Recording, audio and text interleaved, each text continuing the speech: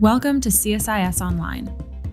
The way we bring you events is changing, but we'll still present live analysis and award-winning digital media from our Dracopolis Ideas Lab. All on your time, live or on demand.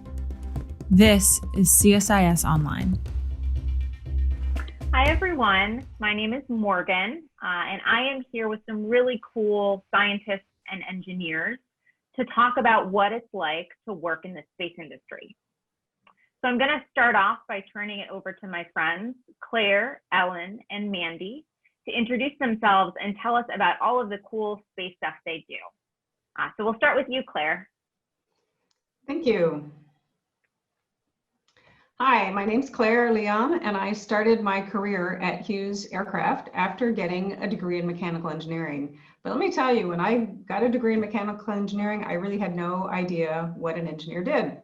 But I started at Hughes. They invited me to work in the propulsion department, and I just thought it was going to be really cool to work in the space industry. So when let's go to the next chart. I ended up working on satellites. And so you see me in the picture on the left, the girl with the long red hair. I was about 26 years old.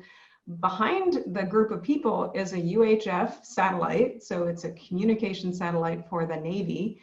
And that's kind of what the satellite looked like in space. However, this satellite actually launched on the shuttle, and it launched in what we called a stowed configuration. So the antennas that are up and out in the picture on the left are pushed down and in so that the satellite could take up as little room in the shuttle as possible. And that's a very common technique that's used when we launch satellites. Is on the ground, we make them as small as we can. And then when we push them out into space, then they have antennas that deploy and solar panels that deploy, and they take up a whole lot more room. But I really loved working in the space industry.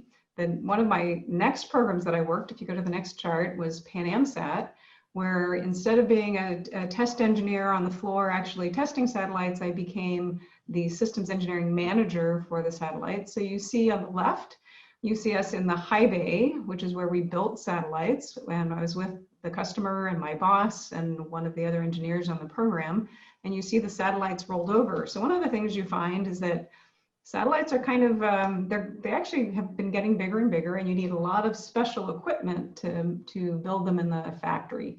And then on the right, you see we've turned the satellite right side up, but this picture actually is in a high bay in French Guiana. So we launched on a rocket built by Arianespace called the Ariane. And anyway, a whole team of us went to South America to launch the satellite. So that was fun because you never know where you're going to get to travel when you work in the space industry. And then the next satellite I worked on a little bit later in my career. It's on the next page. And this is called Wideband Global Satcom. And this was a very, very advanced at the time communication satellite for the Air Force. And so, and it launched on an Atlas rocket from Florida. So those are just a few highlights of my career. But anyway, I loved working on things that went into space. I thought it was about the coolest thing that you could ever do. So my degree in mechanical engineering got me started, and then I continued to learn throughout my career. Back to you, Morgan. Yep, and we'll turn it over to Ellen to talk about her career. Hi, everybody. So my name is Ellen Stofan, and I am a planetary geologist, and currently I run the Smithsonian's National Air and Space Museum. If I can have the first slide. So I wanted to show this slide because I grew up in Cleveland, Ohio. That's my sister, and my dad was an engineer, and unfortunately my dad cut our hair, so the unfortunate haircuts go completely to my dad. But even more importantly, my dad was actually a rocket engineer. He worked, started out at NASA before it was even called NASA, when it was called the NACA. And he actually helped design the propulsion systems for the very first rockets that NASA used to launch. So I went to my first rocket launch when I was 4 years old. It actually blew up on the launch pad, which is maybe why I never wanted to be an astronaut. It was uncrewed, so no one got hurt. But over my time growing up, NASA was just part of my life. But you know, I never really thought about working at NASA. I knew I wanted to be a scientist. I loved picking up rocks. And then I found out geology was a career where they actually paid you for picking up rocks. but I really got interested in eventually in how to combine this love I had for NASA, which had been such a part of my life, with my love of science. If I can have the next slide. So I actually went on to become what's called a volcanologist. So I study volcanoes around the world. And this is a photo of me doing some work in Hawaii on a volcano. But I not only work on volcanoes here on Earth, I also study volcanoes on Venus, Mars, and one of the moons of Saturn called Titan. So I went into planetary geology, and I got interested in that because my dad was actually in charge of the rocket that was launching the first 2 NASA landers to Mars, the Viking landers. And I got to go to a talk by all these scientists on the mission, and they were talking about how we were looking for life on Mars and learning more about how the Earth formed by studying Mars. And I thought, well, that's pretty cool. So I think I want to do that. So next slide. So while I was in college, one of the things that I did is I interned at the National Air and Space Museum, because we have a group called the Center for Earth and Planetary Studies, where I actually got to do some maps of the Earth using satellite data, and I got to do all kinds of fun things. But I have to tell you, this was after my freshman year in college. I never really ever thought I'd get to the point I am now. Next slide. I worked at NASA. I was the chief scientist of NASA. I worked on a lot of NASA missions, but for the last 3 years, I've been the head of the Air and Space Museum, and it's been really fun, especially last summer when we spent a lot of time celebrating the 50th anniversary of the Apollo missions. And I get to do cool things like hang out with Jim Lovell, who some of you might know who he is from the movie Apollo 13. Tom Hanks played Jim Lovell in that movie. But just really fun to be able to talk to and really celebrate all the great things that this country has done in space. So that's a brief history. Morgan? Great, thank you. We'll go to Mandy now. Sure, thanks everybody. So I had always been interested in space from as a kid, watching the space shuttle. So watching the space shuttle launch, and I liked airplanes, and actually took my first flying lesson when I was 11 years old. I flew a little Cessna 152 with an instructor and had a great time. But my parents told me, I grew up in Texas, they told me, you're not allowed to learn how to fly a plane until you can drive yourself to the airport. Okay, so I just filed that away. And then when I was 16, it's like, well, can I learn how to fly airplanes now? So my parents relented. And so I had been a recreational pilot since I was 18 and just always loved airplanes, and wanted to be a pilot and an astronaut. And I went to college. I went to MIT in Massachusetts, which was just awesome, just to be around all these other people that had my same passion and interest in airplanes and space. And it was really just then kind of finding other people a lot like me that had the same wishes and dreams. So then I was in the Air Force. I was actually an engineer for the United States Air Force, and I worked on some tests. I helped test rocket engines for a couple of years, where we actually would put these small rocket engines into chambers and then bring the pressure down so it would simulate like it's in space, and then you'd fire these rocket engines off, and it was really cool. So we went through this a few times, and then I went and worked on a couple of fun satellite programs. One of them is called the Space-Based Space Surveillance System. And this is nothing as big as what Claire just showed in her pictures, but a good sized satellite that is flying around in orbit, and its whole job, it has a telescope on it that swivels around and it looks at other objects in space. So it's basically collecting all this information on where is everything else in space. So as other satellites are going up and orbiting around, we know where they are, we know where things are moving. So it's kind of like air traffic control for airplanes in space. So super fun to think about, wow, there's so much going on up there. How can we learn how to move things around? How do we keep everybody safe? And I've always loved rockets and airplanes. And now I'm here with Vox Space. And a lot of what we do is about launching satellites into space. And our rocket's a little different. We're actually launching the rocket from the wing of a 747. So very, very different. It's a cool system where we've got this big airplane with this rocket hanging on the wing. We fly that up over the ocean, drop the rocket off, and it launches new satellites into space. So super, super fun. Well, it sounds like you guys have all had really cool jobs in space. So thank you for sharing that with us. I know we've got a lot of questions from kids around the country. So we're going to go to those questions next, and we'll ask everyone to answer the questions. So we're going to start off with Sophie from California.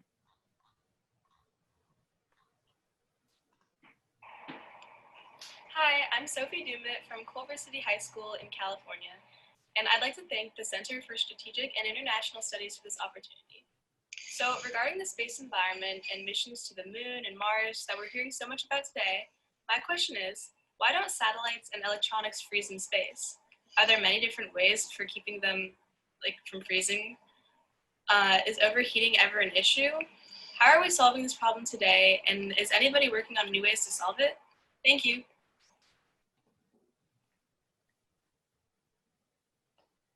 So to answer Sophie's question, we'll go to Claire first. Okay, so that is a very interesting and sophisticated question. Thermal control is one of the key concerns for launching anything into space, whether it's the International Space Station or a satellite or a rocket. And absolutely, engineers spend many, many hours trying to figure that out. And it's done with certain materials. And so one of the things that we do is actually cover certain areas of a satellite or the space station with blankets. We actually have thermal control devices to control the temperature. Anyway, there's many techniques, but it is one of the major concerns. Things absolutely do burn up in space or get too hot, because on Earth we have air and convection and things cool kind of naturally, and in space there's no air. And so even at a small device level, you mount a device on a metal housing of some sort, and if it's not properly mounted, it can just burn up, as you said. So anyway, everything is analyzed, everything is mounted very carefully, and it is one of the biggest concerns that we have when we design satellites or space stations or just about anything that goes into space. Thanks. We'll go to Ellen next. Yeah, it's really complicated depending on what you're trying to do. So some things like telescopes that are looking super deep into the universe, when they're out in space, the electronics and the instruments have to be kept really cold. And so you actually have to send coolers to keep them cold, because when the sun is shining directly on them, they can overheat. And so in some cases, even though when you're out of the direct path of the sun in space, it can get extremely cold, sometimes you want your instruments cold. The other thing is sometimes you go places where the temperatures are extreme. Like I've worked on missions to Venus where it's 500 degrees centigrade or 900 degrees Fahrenheit on the surface. And in that case, you're trying to insulate the electronics so they don't burn up from the heat from outside. In the early days of Venus exploration, the Russians actually really insulated the spacecraft so well that the instruments, the electronics actually overheated inside before the heat from outside killed them. So it was a race between which was going to happen first. It lasted for about an hour and a half on the surface. Great, we'll go to Mandy next. Sure, great question. But no, space is tough, right? Because you're going from super extreme hot to super extreme cold and back and back and back. So then, as Claire said, that's one of the things we're constantly evaluating and modeling. Okay, if you've got this chip next to this device, next to this panel, how does the heat transfer through and how does it come back? How do the materials expand or contract as they get hard? From my job, where we're actually then trying to put this satellite onto the launch vehicle, how do we help make sure that everything stays snug and tight and where it should be so we don't mess any of those connections up is super important. And in terms of what are some new things coming to help work with this, it's some fascinating research, like really in the materials and things in heat transfer. Can you have even just can you make a structural panel, not just a piece of structure, but also a way to help regulate heat and pull heat away from hot components?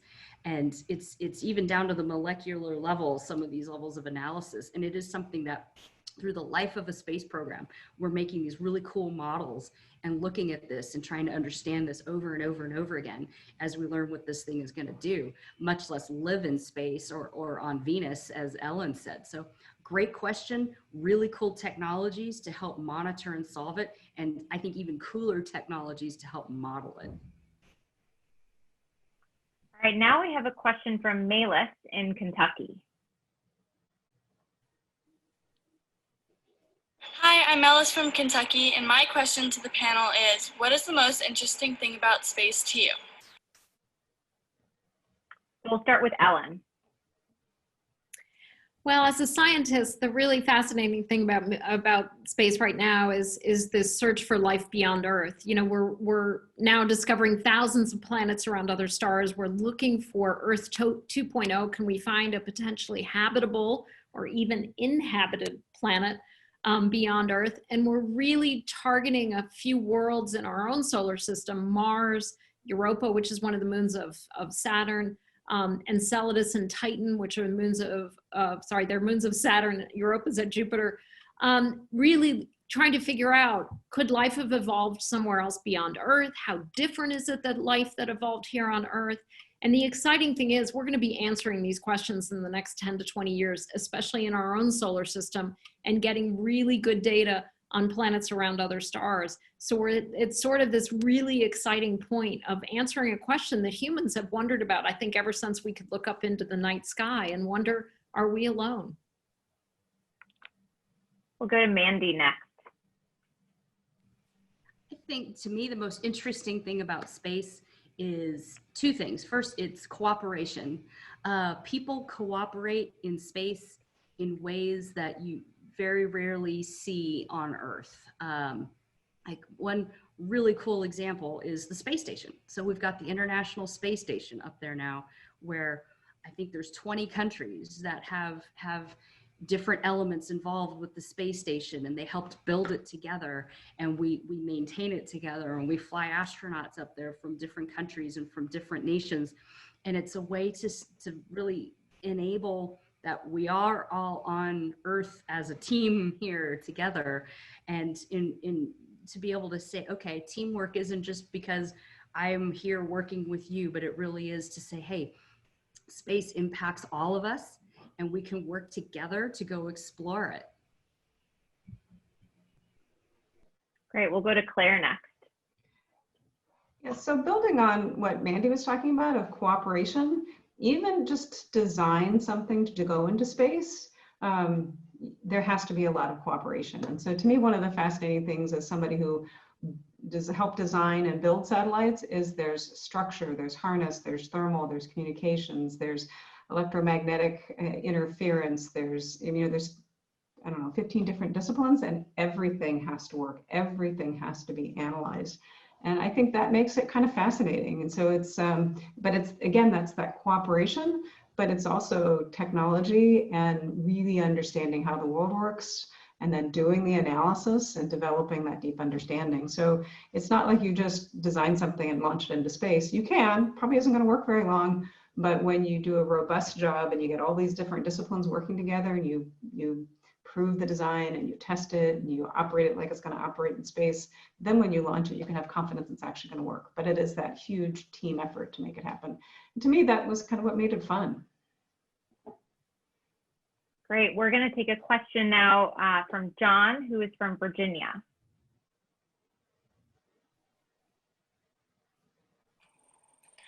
Hi, my name is John, and I am a 13-year-old from Albany, Virginia, and I have a question to ask you. Is it a requirement for long-term space travel to create artificial gravity to address human physiological constraints, and is it being developed? Thank you. That is a great question from John. We'll turn to Ellen first. Sure. You know, if you watch a lot of science fiction movies, you'll see that the spaceships on their way out into the solar system will rotate, and that's how you create artificial gravity for spacecraft. You know, right now, especially for those first missions to Mars, NASA's not really planning on creating artificial gravity because by studying humans for the last 20 years on the International Space Station, we've figured out ways to keep humans in space for long periods of time. They have to exercise a lot, they have to eat right. And so we don't see the need for it. But if humans want to go much further, or much more frequently, we're going to need artificial gravity eventually. So I think it'll come, but the first missions to Mars, we're going to be in microgravity like we are on the International Space Station. But again, we've learned ways to mitigate those effects. All right, we'll go to Claire next. So one of the things that I've been doing in my time at Loyola Marymount is trying to invent courses that get people inspired about space. And so I've taught a class called Occupy Mars at a graduate level, and then Becoming a Multiplanetary Species for freshmen. And my career was really on the spacecraft side, not on the manned space, human space flight. So I've had to learn a tremendous amount about, okay, what does it really take to get humans to these far out places? And so I don't think we're going to see the sci-fi, like Ellen was talking about, the science fiction where the whole station is rotating. But there are techniques where you could create a system where you put somebody on a turntable of sorts and you spin them very fast, almost like a centrifuge, and you can then stress the body. But to build on your question of why does it matter? It's because in that microgravity, bones break down, they become very porous, sort of like old people. So you end up with osteoporosis. So by creating this centrifuge-like thing, even exposing somebody to it for an hour a day in space could really help re-strengthen the bones and then prevent that bone deterioration. But there definitely is experimentation going on with this whole field right now. Or has over the decades, but I don't think we're actually building something yet. But as Ellen said, if we're going to be there in space for a long time, we're going to have to figure these things out. But it might not be the sci-fi answer, it might be something intermediate. All right, we'll go to Mandy next. Sure, I'll keep it really short and sweet since I'm not the doctor or working on interplanetary missions, but I'm launching the rocket, so I'm imparting G's on people. But one thing that's really kind of fun in terms of how can you do this research in terms of what is the impact of gravity on the human body. I mean, Ellen's exactly right. We've had people on the space station for 20 years, for some cases really long time, so we've been able to collect great data. And then also in terms of how can you treat those conditions, or how can you build things and take advantage of that microgravity? What does that do to how do you work in space? Here on Earth, there's things that you can do where you can, NASA has this really cool airplane, the KC-135 Vomit Comet, as they call it, where they can fly in a parabolic motion so they can impart zero gravity onto people and equipment in the airplane, and even experiment even in short 30-second bursts on what does zero G feel like, how do you work in it, how can we design tools that work, how do we make experiments that can be operated in zero G work. So there's just some really cool ways that you can experiment to learn how to live in zero G even before you go to the space station or on your way to Mars. Awesome, those are great answers. We have one more question from Estelle from California.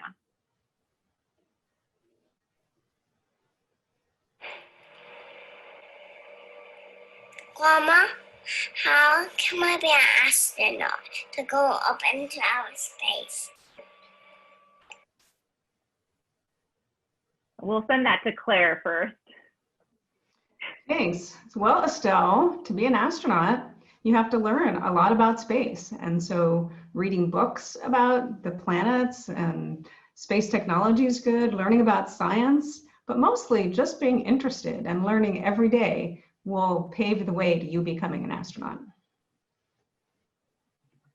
We'll go to Mandy next. Absolutely. So Estelle, I think the best way to try to become an astronaut is to study, learn, just as Claire said, go to school and do your homework, and whatever you want to study, whether it's math or science, all of those are paths to being an astronaut. So let's go to school and make sure we do our homework. We'll go to Ellen next.